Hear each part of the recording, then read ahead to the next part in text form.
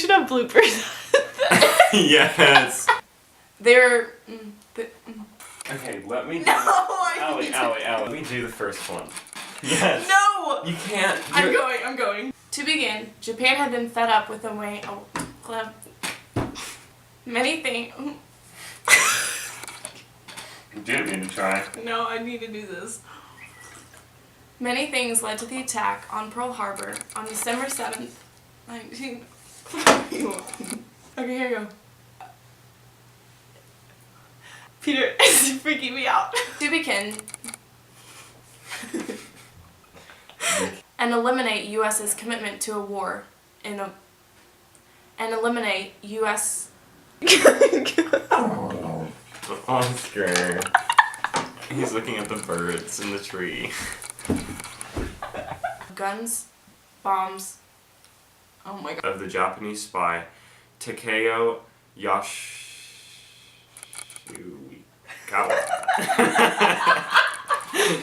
Takeo Yoshikawa. Say that again, normal. Takeo Yoshikawa. You're a pedophile.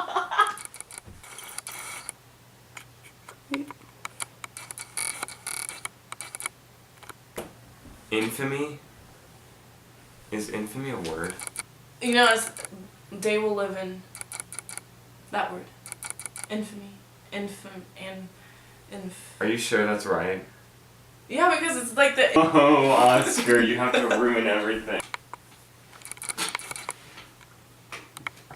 Many things led to the attack on Pearl Harbor on December 7th. Bye! Okay. Bye. On the Oh no! On the other hand... Okay. On the other hand, only 65 servicemen on the Japanese side had been killed or wounded. I forgot to... Gosh, I can't say this. Pilot plane... okay. Shoot, did we stop that in the middle of the paragraph? You know that word that's famous? Infamous? Infamous? President Franklin Roosevelt delivered his... President Franklin Roosevelt delivered his... Okay. They hope to be left...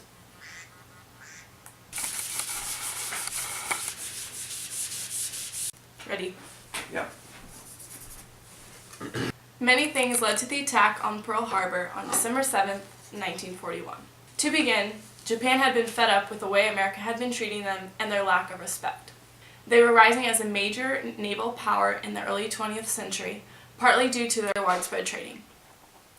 America then saw a need to mediate and cut off their supplies and ships to limit their annexation of China and other countries. In 1920, America made an effort to decrease their power in the Nine-Power Treaty, which stated that for every 5 American ships, there could only be 3 Japanese. In the Sino-Japanese War in 1935, the Japanese violated this 3-to-5 ship ratio. Their violation angered America and furthered the tensions between the two countries. The U.S. then revoked the Treaty of Commerce in 1911 and made applying economic pressure on Japan a tangible feat. On July 26, 1940, President Roosevelt cut the sale of all petroleum to Japan. This minimized the Japanese war efforts, while creating even more tension between the two countries. This set the scene for future conflict, and this future conflict did indeed come. In the spring of 1941, Rear Admiral Patrick Bellinger and Major General Frederick Martin warned Washington that the Japanese may initiate war at the site of Pearl Harbor. They suggested more radars and aircraft, but their requests were denied due to the lack of advancement and technology at the time. Neither Admiral Kimmel or Lieutenant General Short expected an attack at the location of Pearl Harbor. In fact, even when Navy intelligence reported a fleet of Japanese unaccounted for, no steps were taken. America knew a war was brewing, but the location was simply an unknown. Since the location was unknown, many Americans were caught completely off guard and unprepared.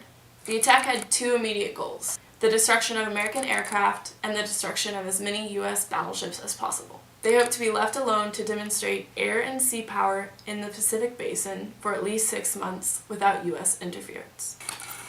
The attack was planned mainly by Admiral Isoroku Yamamoto and Commanders Mitsuo Fuchida and Minoru Gender, who believed aviation was the key to domination in the war field.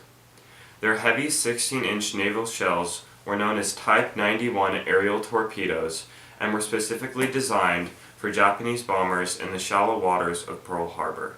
They were designed specifically to cause the most damage by penetrating the armored deck of the heaviest American battleships. The composition and preparedness information at Pearl Harbor was already known due to the reports of the Japanese spy Takeo Yoshikawa. The Japanese began the air attack at 7:45 a.m. on December 7, 1941.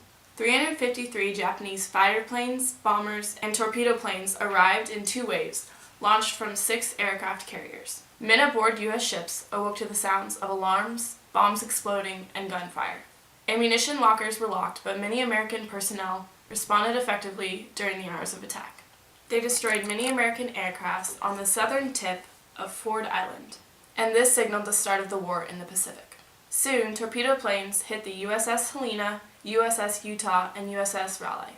The USS California, USS Nevada, and the USS Oklahoma and West Virginia were also hit from the east. Additional bombs were dropped on Battleship Row, which finished off the struggling USS Arizona, which comprised of nearly half the fatalities of America. The Japanese considered this mission a success, as the Japanese operator sent the telegram, "Tora, Tora, Tora," which means, "Surprise attack achieved." The second wave of planes focused on ships already hit. The battleship Pennsylvania and 3 destroyers were bombed in dry dock.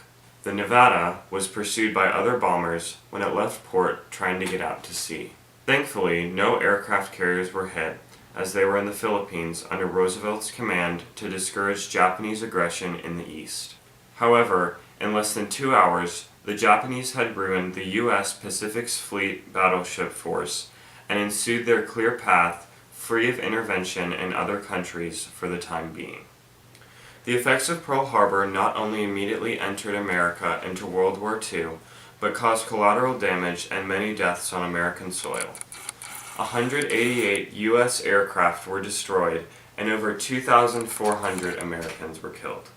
On the other hand, only 65 servicemen on the Japanese side had been killed or wounded. On December 8, 1941, the United States declared war on Japan. President Franklin Roosevelt delivered his infamous speech addressing the day as a date which will live in infamy.